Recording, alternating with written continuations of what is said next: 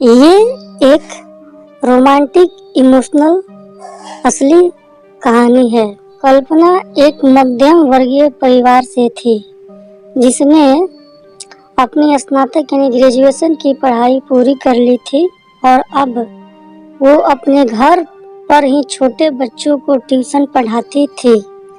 कल्पना का रंग गोरा था और वह दिखने में बिल्कुल गुड़िया की तरह दिखती थी। वो कल्पना के माता पिता उसकी शादी के लिए एक अच्छे लड़के की तलाश कर रहे थे। तभी कल्पना के मामा एक लड़के के बारे में बताते हैं। वो कहते हैं कि लड़का का नाम राहुल है। वह किसी कंपनी में मैनेजर के पद पर है और महीने के 70,000 रुपए कमाता है। कल्पना के माता पिता ने लड़के की फोटो देखी तो उन्हें लड़का पसंद आ गया।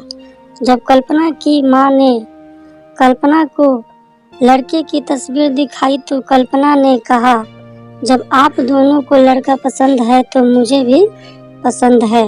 अब लड़का और लड़की वालों के परिवार ने मिलकर शादी की तारीख तय कर दी।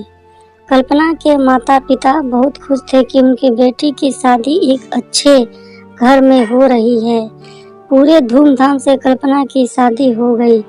अब कल्पना अपने बचपन के घर को छोड़ कर एक नए घर में चली गई। कुछ दिन तो कल्पना को अपने माता पिता और अपने घर की बहुत याद आई। कल्पना की शादी के अब महीनों बीत गए थे। अब उसके पति राहुल पहले जैसा व्यवहार कल्पना से वो चिड़चिड़ा सा रहता था। राहुल अब ना पहले जैसा कल्पना को प्यार करता था और ना ही उसकी बातें को मानता। कल्पना को समझ नहीं आ रहा था कि वो क्या करे। वो बस रोकर अपने दर्द को कम करने की कोशिश करती। एक दिन कल्पना को पता चला कि राहुल सिगरेट पीने के बहाने छत पे जाता है और किसी लड़की से बातें करता है। जब कल्पना ने राहुल से पूछा कि आप रोजाना छत पे जाकर किससे बात करते हैं, तो इस पे राहुल ने जवाब दिया, वो मेरे ऑफिस का फ्रेंड है, बस उसी से बात करता हूँ और तुम अपने काम से मतलब रखो, ज्यादा सीआईडी बनने की जरूरत नहीं है। होली का दिन था। राहुल के कुछ दोस्त उसके घर आए थे। सभी ने घर पर पार्टी किया।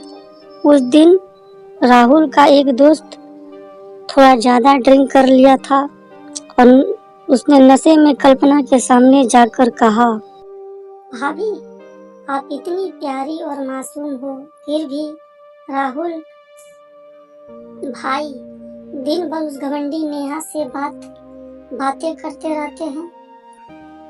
लगता है कि आप राहुल भाई का सही से ख्याल नहीं रखती। ये सुनकर कल्पना का शक अब हकीकत बन चुका था। अगली सुबह जब कल्पना ने राहुल से पूछा कि ये नेहा कौन है और क्या करती है, आप क्या लगती है आपकी? राहुल बोला, मैं तुम्हें क्यों बताऊं? कल्पना, मैं बीवी हूँ आपकी। राहुल देखो, तुमसे पहले वो मेरे लाइफ में आई। कल्पना, तो फिर मुझसे शादी क्यों की? तो राहुल बोला, बस तुम अच्छी लगी इसलिए शादी कर लिया। कल्पना, अब तुम देखना मैं उस कामिनी लड़की को कैसे सबक सिखाती हूँ। नेहा को जब कल्पना ने कामिनी कहा तो राहुल ने गुस्से में कल्पना को बहुत मारा और उसे कमरे में बंद कर दिया। कल्पना के सास को सब पता था, फिर भी वह अपने बेटे के सामने एक शब्द भी नहीं बोलती थी।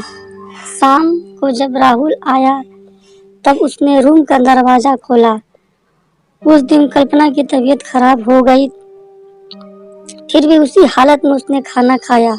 कल्पना ये सारी बातें अपनी माँ को बताना चाहती थी, लेकिन चाह कर भी वो नहीं बता पा रही थी, क्योंकि वह जानती थी कि अगर उसके माता पिता को ये सब पता चला तो वो परेशान हो जाएंगे।